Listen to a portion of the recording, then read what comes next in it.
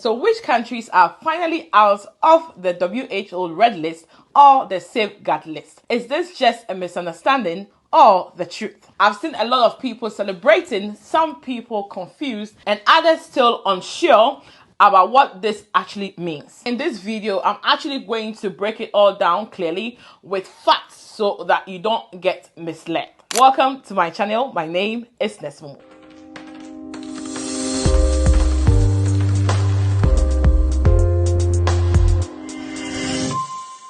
First things first, there is no such thing as the WHO red list. What people are referring to as the red list is actually called the WHO Health Workforce Support and Safeguard List. This list is not just about travel bans. It is about protecting countries that have shortages of healthcare workers. So there's actually a document that was actually released on the 4th of March 2026 where WHO actually listed countries that have been dropped out of this safeguarding list. So let's have a quick review of the document and come back. So we can see the support and safeguard list, which is the SSL, which we usually call the red list. Okay, so we can see some of the countries that have been dropped out and then some countries that are actually still on the list. And I want us to look at the recommendation. We can see, before that, we can see the technical criteria and also the results. It says 36 countries in the SSL 2026, primarily due to improvements in the UHC service coverage. Not too sure about that. But let's go to the recommendation. They say countries in the SSL should be prioritized for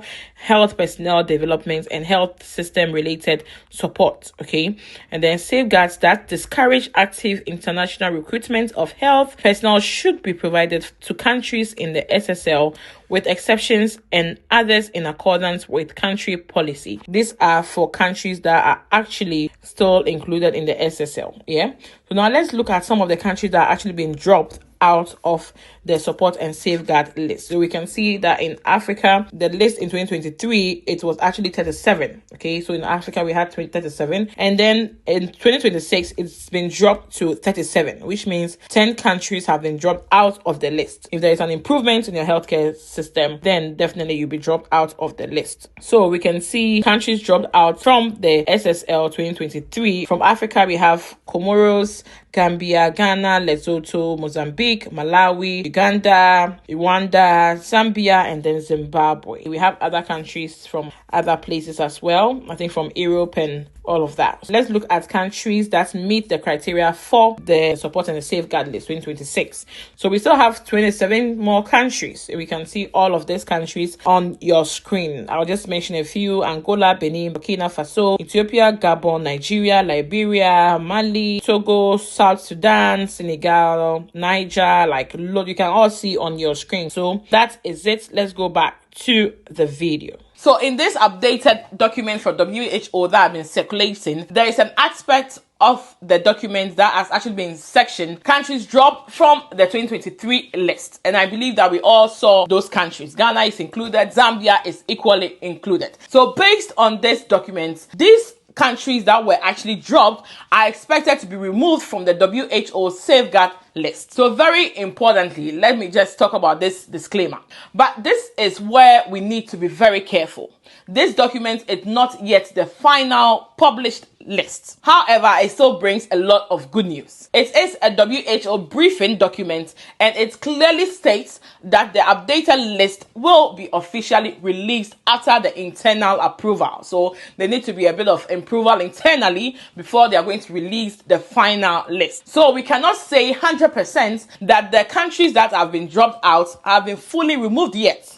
However, it is a very strong indication that definitely they are going to be out. So it's a very good news for Ghana, Zambia, and any other country that has been listed in the document. According to the document, countries are being removed when they show improvements in these sectors: health workers numbers, healthcare system performance, and universal health coverage. This suggests that the countries that have been listed or been taken out of the safeguard list have made some progress in strengthening its healthcare system. So what does this actually mean for nurses across board? Now, this is the part many nurses are interested in. if these countries are officially removed from the list, it may allow more direct recruitment from those countries. And secondly, agencies and employers may have fewer restrictions in recruiting from those countries. And thirdly, opportunities abroad may also increase for such countries. But even before then, let's have this understanding that nurses were actually still allowed to apply for jobs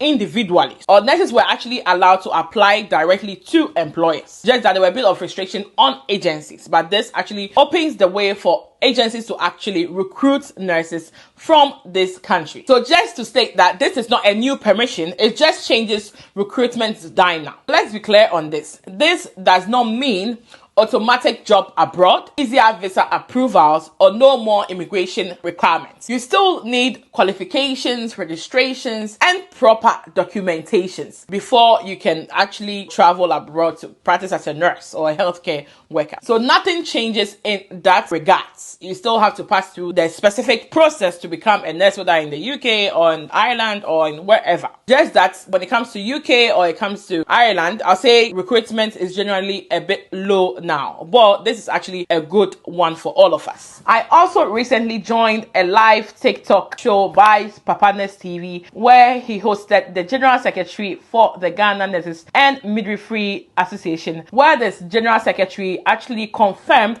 that they are working actively to ensure that Ghana stays out or is being taken out of the safeguard list or the red list. So this is actually a very good news per the document which was actually released on the 4th of March. So very hopeful for Ghanaians, and also congratulations to any other country that was dropped out of the safeguard list. So to summarize this, Ghana, Zambia, and some other countries are listed in the WHO 2026 documents as the country expected to be removed from the safeguarding list. But we are still waiting for the final official publication. Let's remember that this document was actually over a month ago. So definitely there's going to be a good news very, very soon. Also, shout out to Emmanuel Yeboah for sending an email to WHO and inquiring why Ghana should still be on the safeguarding list, giving them, all the points and all the reasons why we should actually be taken out. All we can say is that we need to start standing up for ourselves and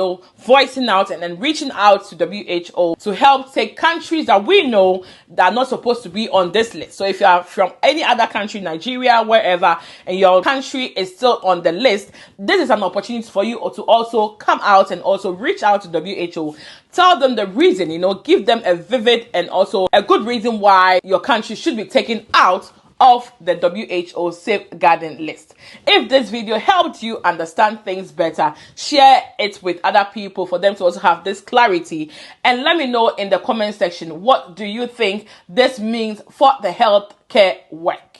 Thank you so much for always passing through. See you all soon on my next video. My name is Nesmo. Bye.